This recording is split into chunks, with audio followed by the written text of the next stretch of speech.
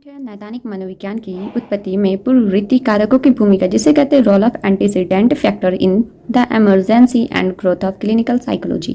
Next point है एक पेशा के रूप में नैदानिक मनोविज्ञान का विकास, जिसे development of clinical psychology as a profession. नैदानिक मनोविज्ञान की उत्पत्ति में पूर्ववृत्ति कारकों की भूमिका। यदि मनोविज्ञान के इतिहास पर हम एक दृष्टिकोण डालें तो यह स्पष्ट होता है कि नैदानिक मनोविज्ञान की उत्पत्ति के पीछे कई तरह के बलों या कारकों का योगदान महत्वपूर्ण रहा है। इन बलों लिखित 5 भागों में बांटा गया है।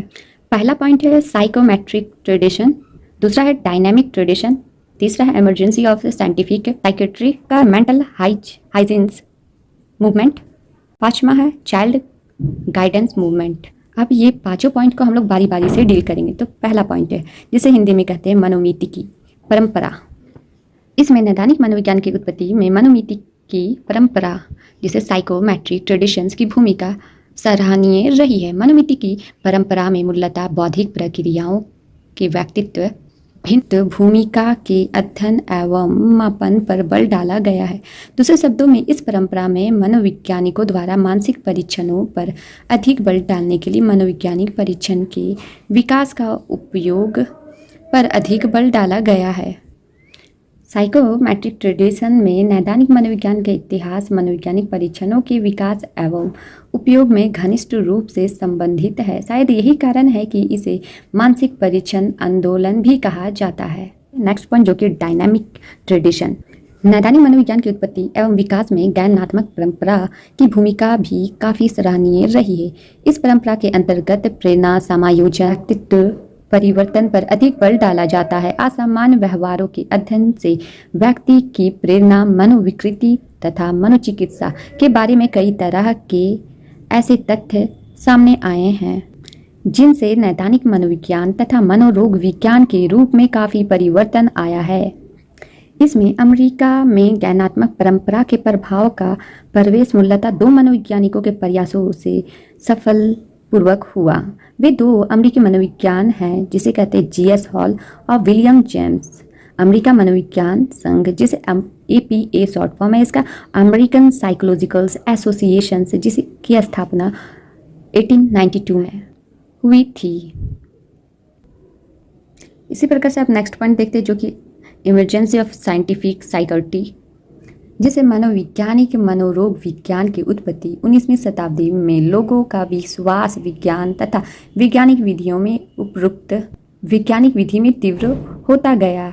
इसी दौरान वैज्ञानिक मनोविज्ञान की उत्पत्ति एक वैज्ञानिक शास्त्र के रूप में हुई, जिनमें घटित विकासात्मक घटनाओं का नैदानिक मन पर काफ़ी प्रभाव पड़ा। इस वैज्ञानिक मनोविज्ञान का पहला वैज्ञानिक कदम मनोरोग विकृति के वर्गीकृत करना था, जिसे कहते हैं वैज्ञानिक मनोरोग विज्ञान की उत्पत्ति। अब आते हैं नेक्स्ट पॉइंट, जिसे मेंटल हाइजीन मूवमेंट कहते हैं।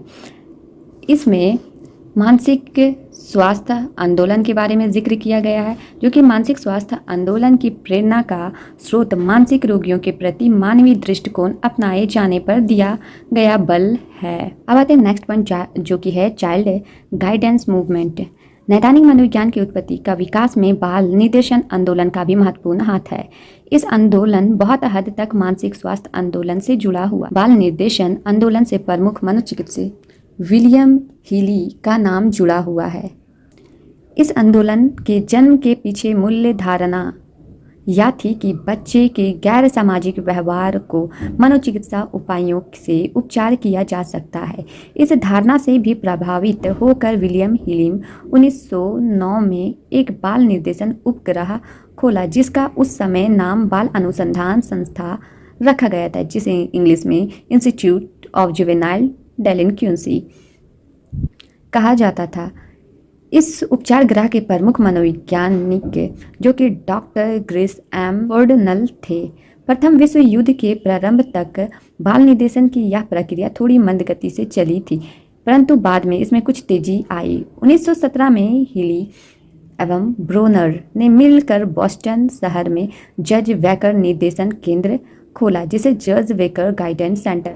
इस केंद्र के खुल जाने से बालक आंदोलन को एक नया बल मिला और बाल अपराध को नियंत्रित करने में काफ़ी मदद मिली। उसे बाल निर्देशन आंदोलन का प्रभाव नैदानिक मनोविज्ञान पर सीधा पड़ा। उसे हम लोग क्या कहते हैं? तो उसे हम लोग कहते हैं बाल निर्देशन आंदोलन। अब आते हैं एक पेशा के रूप में नैदानिक मनोविज्ञान का विकास। नैदानिक मनोविज्ञान का एक पेशा जिसे प्रोफेशन के रूप में विकसित करने में अन्य बातों के अलावा एक विशेष घटना का महत्व अधिक बतलाया गया है।